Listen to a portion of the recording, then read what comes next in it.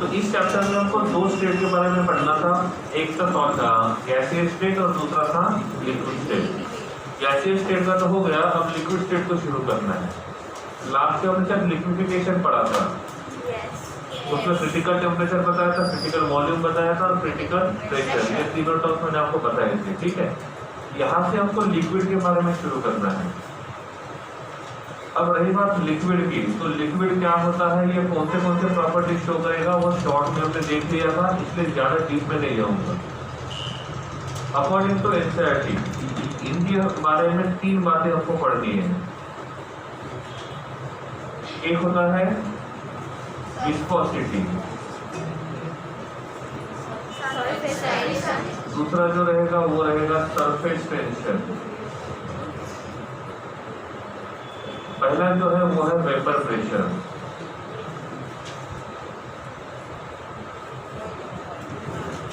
और बीच में हम लोग पढ़ेंगे बॉइलिंग पॉइंट, तब इसको हम बोलेंगे बॉइलिंग टेम्परेचर। ठीक है, ये सेकंड वाला नहीं दिया है, बाकी 3 दिए हैं, लेकिन सेकंड वाला भी पढ़ना उतना ही जरूरी है जितना पहला और लास्ट वाला।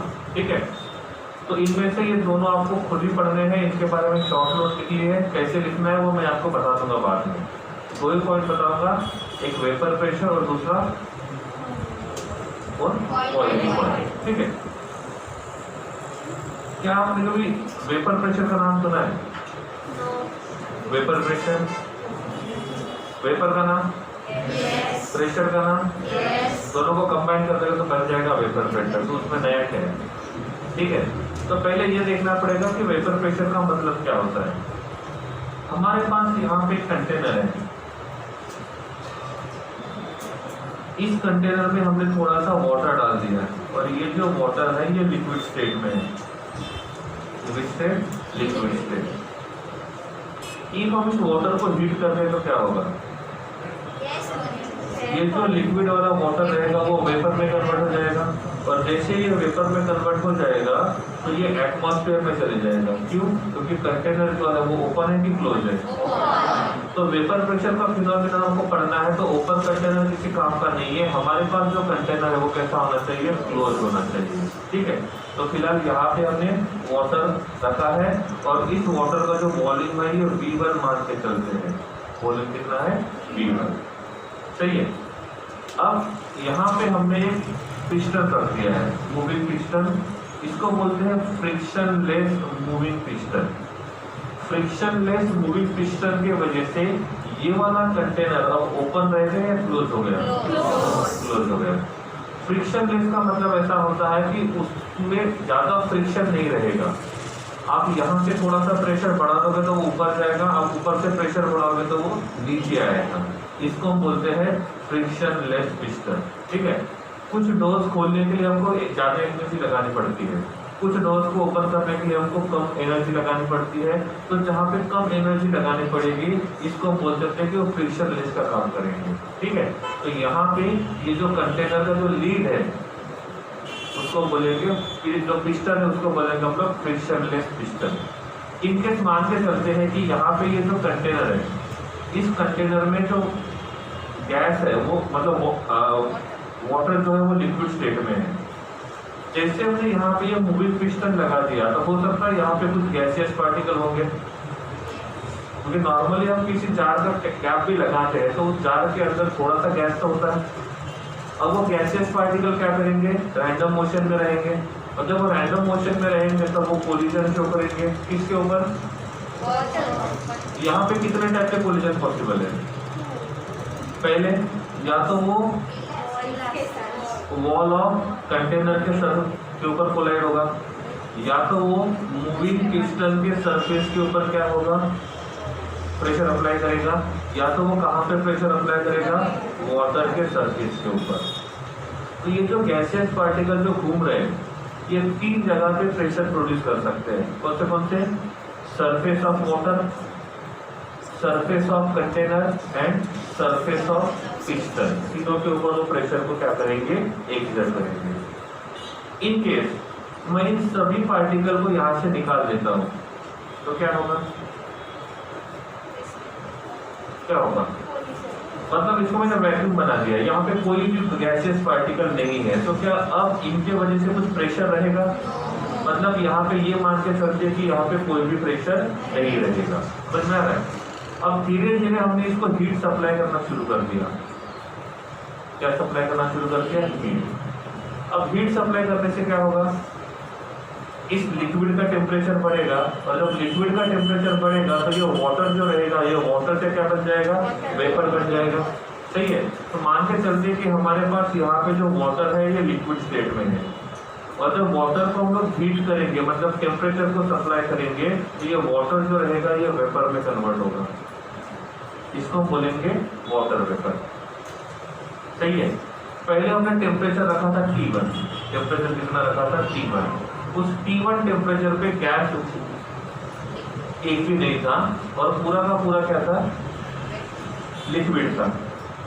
अब हमने टेम्परेचर को बढ़ा दिया, T1 से T2 कर दिया, और दोनों में से कौन सा टेम्परेचर ज्यादा है? अब T2 ज्यादा है, इसका मतलब टेम्परेचर बढ़ा दिया। टेम्परेचर बढ़ाने से क्या होगा? देखो, यहाँ पे ये लिक्विड स्टेट में है, यहाँ पे ये वेपर स्टेट में है। हम यहाँ से इधर जाते हैं तो पार्टिकल्स के बीच का डिस्टेंस बढ़ेगा या कम होगा? बढ़ेगा। अब ये डिस्टेंस बढ़ाने के लिए हमको टेम्परेचर बढ़ाना होगा या टेम्परेचर कम करना होगा? तो इफ हम टेम्परेचर को बढ़ाते हैं तो इंटरमॉलिक्यूलर डिस्टेंस बढ़ेगा, और इंटरमॉलिक्यूलर डिस्टेंस बढ़ेगा तो वाटर के जो मॉलिक्यूल्स है वो वाटर के वेपर में कन्वर्ट हो जाएंगे। अब धीरे धीरे किसका वॉल्यूम बढ़ेगा? देखो, यहाँ पे जो वॉल्यूम V1 है उसको मान के चलते कि this is the volume of liquid water, और यहाँ पे V1 डैश जो है इसको मान सकते हैं वॉल्यूम ऑफ गैस। तो धीरे धीरे किसका वॉल्यूम बढ़ेगा या किसका क्वांटिटी बढ़ेगा? गैस। और किसका क्वांटिटी कम होगा? तो V1 टेम्परेचर के ऊपर जो वॉल्यूम था वाटर का उसको हमने V1 माना, और V2 टेम्परेचर के ऊपर जो वॉल्यूम रहेगा उसको हम लोग V2 मानेंगे। तो V1 और V2 में से कौन सा वैल्यू ज्यादा होना चाहिए? हाँ? देखो, V1 का मतलब क्या है? Initial quantity of water. आपने वाटर का टेम्परेचर बढ़ा दिया, तो टेम्परेचर बढ़ाने से क्या हुआ? कुछ पार्टिकल्स के बीच का डिस्टेंस बढ़ गया। डिस्टेंस बढ़ने की वजह से ये जो वाटर रहेगा ये वाटर से क्या बन जाएगा? वाटर वेपर बनेगा। तो इसमें से कुछ गैसियस के पार्टिकल, मान लेते हैं कि इसमें पहले 100 गैसियस पार्टिकल थे, और हमने टेम्परेचर T1 से T2 करने की वजह से 100 में से 5 वाटर के मॉलिक्यूल वाटर के वेपर में कन्वर्ट हो गए। सही है ना?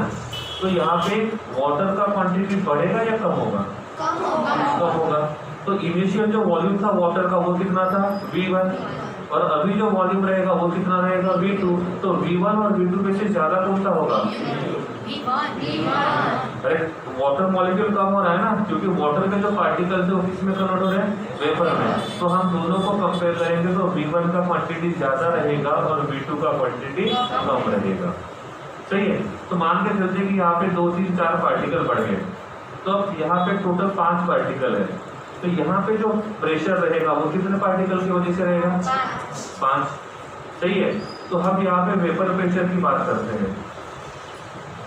तो इनिशियल में वेपर प्रेशर था P1, अभी वेपर प्रेशर रहेगा P2। कौन सा ज्यादा रहेगा? P2 ज्यादा रहेगा, क्योंकि पहले वेपर प्रेशर करने वाले पार्टिकल कम थे, अब वेपर प्रेशर प्रोड्यूस करने वाले पार्टिकल ज्यादा है, तो P2 will be greater than P1। सही है? अब मैंने टेम्परेचर फिर से बढ़ा दिया, और टेम्परेचर कितना कर दिया? T3। तो क्या होगा? अरे टेम्परेचर बढ़ाने से क्या होगा? ये जो लिक्विड वाटर रहेगा वो किस में कन्वर्ट होगा? वेपर में कन्वर्ट होगा। तो वाटर का क्वांटिटी बढ़ेगा या कम होगा? कम होगा। तो यहाँ पे V3 जो रहेगा ये V2 से कम हो जाएगा। अब पहले 5 गैसियस पार्टिकल थे, अब यहाँ पे 8-9 गैसियस पार्टिकल हो गए। तो पहले जो प्रेशर था वो 5 की वजह से था, अभी जो प्रेशर रहेगा वो 9 की वजह से रहेगा। तो पहले के कंपेयर में अभी का जो प्रेशर रहेगा वो ज्यादा रहेगा, तो यहाँ पे प्रेशर P3 जो रहेगा वो बढ़ जाएगा। समझा नहीं समझा? अब वो ऐसा रहा है कि वाटर को हमने वेपर में कन्वर्ट किया, और ये वाटर को वेपर में कन्वर्ट किया, तो ये जो वेपर के पार्टिकल्स है ये प्रेशर को प्रोड्यूस कर रहे हैं। वो प्रेशर कहाँ पे प्रोड्यूस कर रहे हैं? 3 जगह पे। कहाँ पे? सरफेस ऑफ वाटर, फिर surface of wall of container और साथ में पिस्टन, मतलब जो पिस्टन है उसके सरफेस के ऊपर जो क्या कर रहे हैं, प्रेशर को एक्सर्ट कर रहे हैं। अब ये V1 रहेगा तो ये V2 होना चाहिए, सही है ना। अरे 100 पार्टिकल में से 5 कम हो गए तो बचे कितने, 95, तो वॉल्यूम क्वांटिटी तो कभी हो गया। अब ये जो रहेगा ये क्या रहेगा, V3, यहाँ पे लिखेंगे तो ये क्या रहेगा, V4, सो ऑन। समझा नहीं समझा। तो धीरे धीरे वाटर का क्वांटिटी कम हो जाएगा और वाटर वेपर का क्वांटिटी बढ़ जाएगा। और यहाँ पे जो वाटर का वेपर है वो प्रेशर को एक्सर्ट करता है, और ये वेपर्स के पार्टिकल जो प्रेशर एक्सर्ट करते हैं उस प्रेशर को बोलते हैं वेपर प्रेशर। डेफिनेशन समझ में है। किसी ने पूछा what is the meaning of vapour pressure, तो क्या बोलेंगे, वेपर प्रेशर देखने के लिए कंटेनर ओपन होना चाहिए, क्लोज होना चाहिए। क्यों? क्योंकि ये ओपन होगा तो जितना भी वेपर यहाँ पे बनेगा वो एटमॉस्फेयर में चले जाएगा, तो वो यहाँ पे प्रेशर क्रिएट नहीं करेगा, तो हमको ये भी पता नहीं चल पाएगा कि वो कितना प्रेशर क्रिएट कर रहा है। तो इफ हमको ये स्टडी करना है तो first condition is that container must be close, और इस क्लोज कंटेनर का टेम्परेचर बढ़ाने के बाद ये लिक्विड वाटर जो वाटर के वेपर में कन्वर्ट होगा, तो ये वेपर के पार्टिकल्स रैंडम मोशन में रहेंगे, और जब रैंडम मोशन में रहेंगे तो वो क्या करेंगे, प्रेशर को प्रोड्यूस करेंगे, और उस प्रेशर को हम कहेंगे वेपर प्रेशर। ठीक है, क्या बोलेंगे, वेपर प्रेशर। अब आप मुझे बताओ टेम्परेचर का, इस कंटेनर के टेम्परेचर का और वेपर प्रेशर का क्या रिलेशन है। मतलब हम टेम्परेचर को बढ़ाते जा रहे हैं तो वेपर प्रेशर बढ़ते जा रहे हैं, सही है ना। तो जितना टेम्परेचर ज्यादा होगा उतना वेपर प्रेशर ज्यादा होगा। नहीं समझ रहा है, ठीक है ना। हाँ, तो vapour pressure is directly proportional to temperature. तो वेपर प्रेशर का मतलब समझ में आ रहा है, the pressure exerted by the vapours is called as vapour pressure. अब हम टेम्परेचर बढ़ाते जा रहे हैं, इस पिस्टन के ऊपर कौन सा प्रेशर एक्सर्ट हो रहा है, इस पिस्टन के ऊपर कौन सा प्रेशर एक्सर्ट हो रहा है, वेपर प्रेशर, और इसके ऊपर एटमॉस्फेयर है, और ये जो प्रेशर एक्सर्ट करेगा इसको बोलेंगे एटमॉस्फेरिक प्रेशर। हमारे ऊपर भी एटमॉस्फेरिक प्रेशर है ना, सही है। तो इस पिस्टन के अपर साइड में से क्या है, और लोअर साइड में से कंडीशन नंबर 1 मान के चलते हैं, टेम्परेचर बहुत कम है कंटेनर में, तो वेपर प्रेशर बहुत कम रहेगा। वेपर प्रेशर बहुत कम है मतलब एटमॉस्फेरिक प्रेशर ज्यादा है, और एटमॉस्फेरिक प्रेशर ज्यादा है, वेपर प्रेशर कम है, तो पिस्टन नीचे आएगा तो वॉल्यूम कम होगा, वॉल्यूम कम होगा मतलब कॉम्प्रेशन हो गया, सही है। तो कंडीशन नंबर 1, केस 1 क्या होगा हमारा, एटमॉस्फेरिक प्रेशर ज्यादा है और वेपर प्रेशर कम है, तो ये पिस्टन जो रहेगा वो लोअर साइड में आएगा, तो वॉल्यूम कम हो गया मतलब क्या हो गया, कॉम्प्रेशन हो गया। केस 2, एटमॉस्फेरिक प्रेशर कम है और वेपर प्रेशर ज्यादा है, तो ये पिस्टन कहाँ जाएगा, तो वॉल्यूम पहले से बढ़ गया, गैस का वॉल्यूम, लिक्विड का नहीं, गैस का वॉल्यूम पहले से ज्यादा हो गया, तो उसको क्या बोलेंगे, एक्सपांशन, सही है। नहीं समझ रहा है, तो केस 1 में क्या था, PATM ज्यादा था और वेपर प्रेशर कम था। केस 2 में क्या हुआ, उल्टा हो गया, वेपर प्रेशर ज्यादा है और एटमॉस्फेरिक प्रेशर कम है। केस नंबर 3, वेपर प्रेशर और एटमॉस्फेरिक प्रेशर दोनों इक्वल है, तो ये पिस्टन जो रहेगा वो वही रहेगा, ना ही वो अपर साइड में जाएगा ना ही वो लोअर साइड में जाएगा। समझ में आ रहा है, नहीं समझा, ठीक है। तो हम टेम्परेचर को बढ़ाते जा रहे हैं तो वेपर प्रेशर बढ़ते जा रहा है, और एक टेम्परेचर ऐसा आएगा जिस टेम्परेचर के ऊपर एटमॉस्फेरिक प्रेशर और वेपर प्रेशर इक्वल होगा। तो मान के चलते हैं कि यहाँ से हम टेम्परेचर बढ़ा दिया, T4 हो गया, तो वॉल्यूम कितना रहेगा, V4, प्रेशर कितना रहेगा, T4। ये हम वेपर प्रेशर देख रहे हैं। टेम्परेचर को और बढ़ा दिया, टेम्परेचर करा दिया T5, वॉल्यूम बन गया V5 और प्रेशर हो गया P5।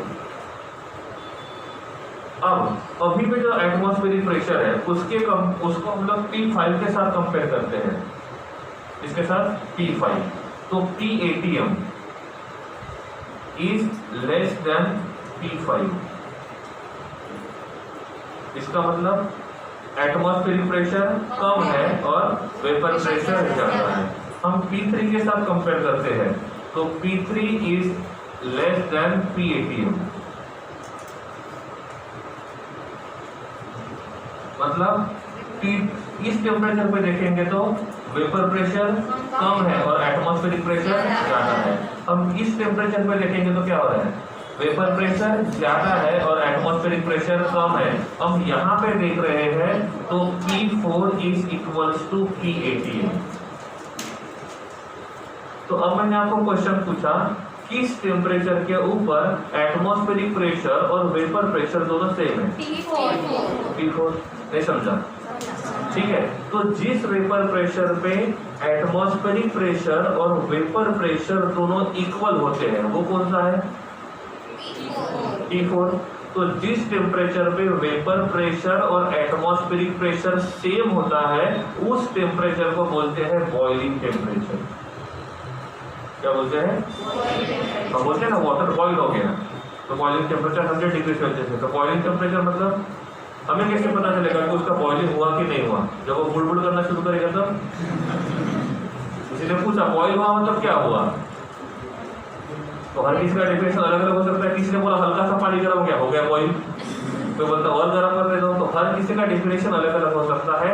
तो एग्जैक्ट डेफिनेशन है when the pressure of vapor is equals to atmospheric pressure, so that temperature is called as the boiling temperature and that point is called as the boiling point.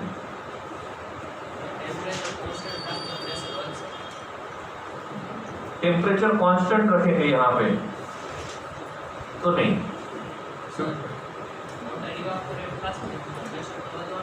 नहीं। देखो ये close container है, इसमें दो बातें होती है। आपने टेम्परेचर को बढ़ा दिया, देखो पहले नंबर ऑफ पार्टिकल्स कम थे, अब टेम्परेचर बढ़ाने से क्या होगा, नंबर ऑफ गैसियस पार्टिकल बढ़ जाएंगे। अब मान के चलते कि पहले इस रूप में नंबर ऑफ गैसियस पार्टिकल कम थे, वेपर के पार्टिकल कम थे, वाटर मॉलिक्यूल के बीच में डिस्टेंस कम है तो मानेंगे लिक्विड स्टेट में है, और डिस्टेंस बढ़ गया तो गैसियस स्टेट में, सही है। अब पहले नंबर ऑफ वेपर के पार्टिकल कम थे, वाटर के वेपर पार्टिकल कम थे, तो वाटर पार्टिकल के बीच में डिस्टेंस ज्यादा था ना। ये जो वेपर के पार्टिकल पहले दो ही वेपर के पार्टिकल थे, तो वाटर के मॉलिक्यूल्स के बीच का डिस्टेंस ज्यादा है। हम टेम्परेचर को बढ़ा रहे हैं, प्रेशर बढ़ रहा है क्योंकि नंबर ऑफ पार्टिकल्स बढ़ेंगे। अब एक टाइम ऐसा आएगा कि धीरे धीरे नंबर ऑफ गैसियस पार्टिकल बढ़ेंगे और इतने गैसियस पार्टिकल बढ़ जाएंगे कि उनके बीच का जो डिस्टेंस रहेगा वो बहुत कम हो जाएगा, और इतना कम हो जाएगा कि फिर से वो कंबाइन होकर क्या बनेंगे, वाटर बनेंगे। मतलब ये दोनों के दोनों प्रोसेस इक्वल रेट से चलते हैं, मतलब यहाँ पे जो प्रोसेस रहेगा वो रिवर्सिबल रहेगा। इनिशियल में क्या हुआ, ये वन वे था, बाद में क्या हुआ, ये टू वे हो गया। मतलब उस पर्टिकुलर टेम्परेचर के ऊपर लिक्विड जो है वाटर वो वेपर में कन्वर्ट हो रहा है, सही है। अब वेपर में कन्वर्ट हो रहा है, लेकिन वेपर में कन्वर्ट होने के बाद उस कंटेनर में नंबर ऑफ वेपर का क्वांटिटी बढ़ गया, तो गैसियस पार्टिकल के बीच का डिस्टेंस कम हो गया, और डिस्टेंस कम होने की वजह से फिर से वो पास आएंगे, और फिर से पास आएंगे तो वो किस में कन्वर्ट हो जाएगा, लिक्विड में कन्वर्ट हो जाएगा। मतलब दोनों के दोनों प्रोसेस साथ करेंगे, इवेपोरेशन भी साथ में होगा और कंडेंसेशन भी साथ में होगा। समझ में आ रहा है, जब टेम्परेचर को कांस्टेंट रखते हैं तो वहां पे ये दोनों के दोनों प्रोसेस कांस्टेंट होने की वजह से हमको मिलने वाला जो प्रेशर रहेगा वो कैसे रहेगा, कांस्टेंट रहेगा। जितना टेम्परेचर ज्यादा बढ़ाएंगे उतना इस रिएक्शन का रेट ज्यादा रहेगा और इस रिएक्शन का रेट कम रहेगा। समझ में आ रहा है, तो इस प्रकार से हम प्रेशर को यहाँ पे आइडेंटिफाई कर सकते हैं, मेजर कर सकते हैं। समझ में आ रहा है। तो what is the meaning of boiling temperature, मतलब बोल रहा हूँ मैं, डेफिनेशन टेक्स्ट बुक में कुछ और भी होगी, वो हो सकता है उसका मतलब सेम हो। पहले मतलब देखो क्या हुआ,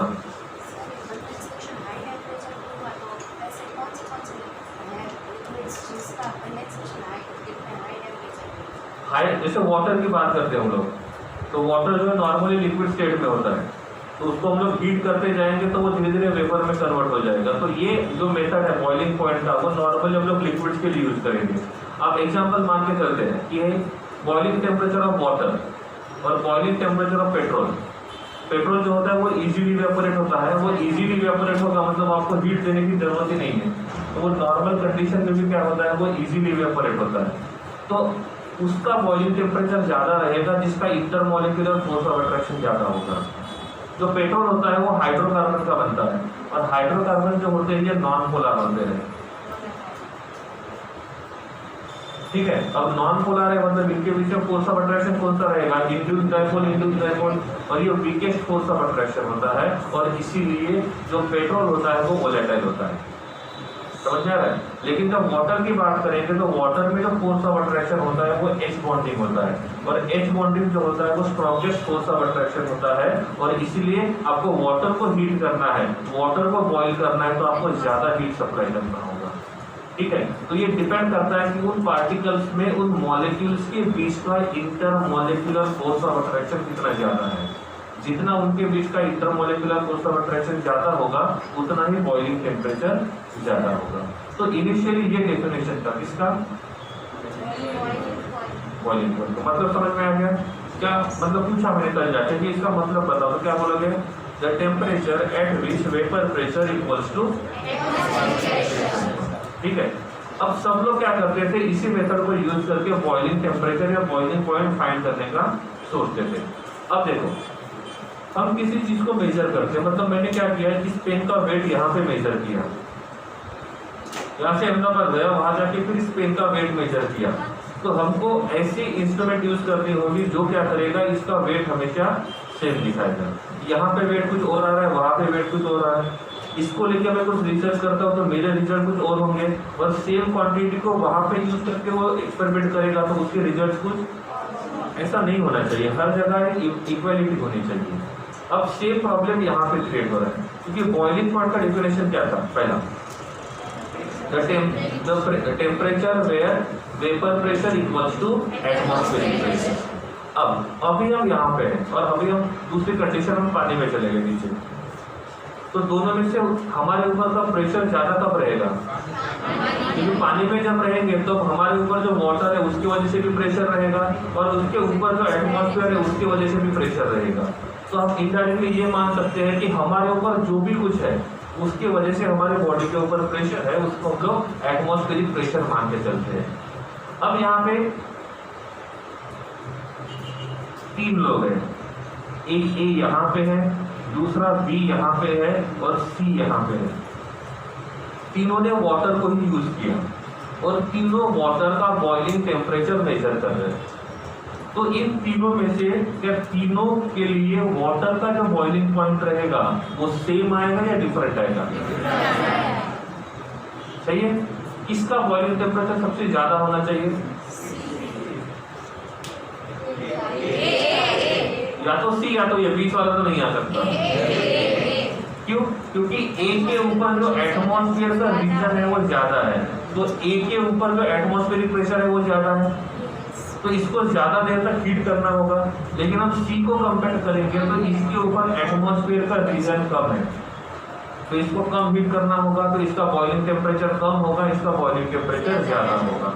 और यही प्रॉब्लम इस डेफिनेशन के साथ क्रिएट होता है और इसीलिए आजकल हम इस डेफिनेशन को यूज नहीं करते हैं, मतलब बॉइलिंग टेम्परेचर वाले इस डेफिनेशन को हम लोग यूज नहीं करते हैं।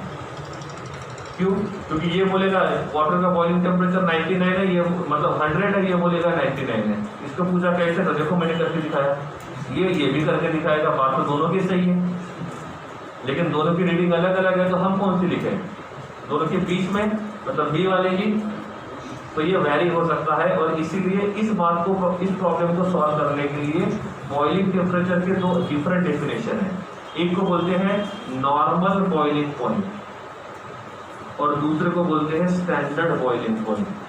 नॉर्मल बॉइलिंग पॉइंट का मतलब होता है the temperature at which vapour pressure is equals to 1 atm, that is called as normal boiling temperature. Standard boiling point the temperature at which vapour pressure equals to 1 bar।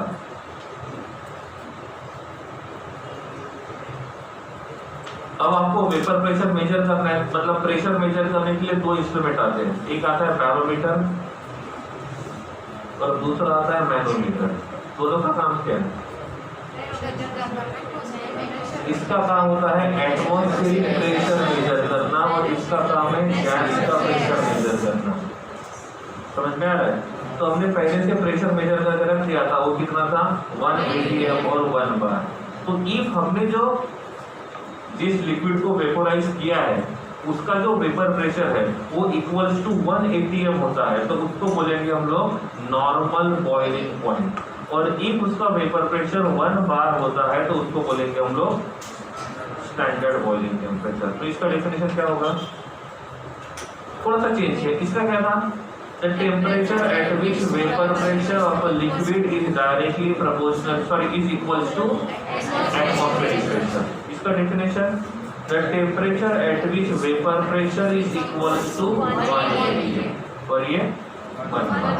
समझा नहीं समझा? ठीक है। तो पहले हमने वेपर प्रेशर पढ़ा, फिर हमने बॉइलिंग पॉइंट पढ़ा, फिर हमने नॉर्मल बॉइलिंग पॉइंट और निकालने के टाइम पे नॉर्मली नॉर्मल बॉइलिंग पॉइंट को ही निकालते हैं। जो टेक्स्ट बुक में जो दिया जाता है वो नॉर्मल बॉइलिंग पॉइंट ही होता है, लेकिन नॉर्मल को यूज नहीं करते हैं, ओनली बॉइलिंग पॉइंट को यूज करते हैं।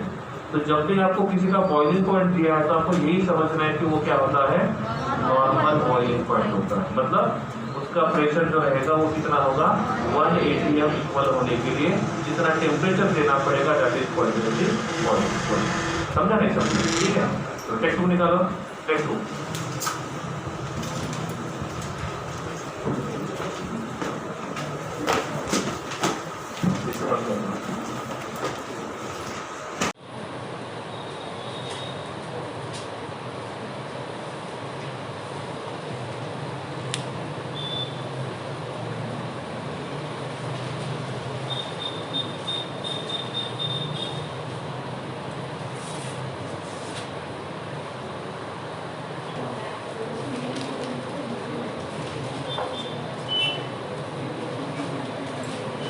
और हो गया।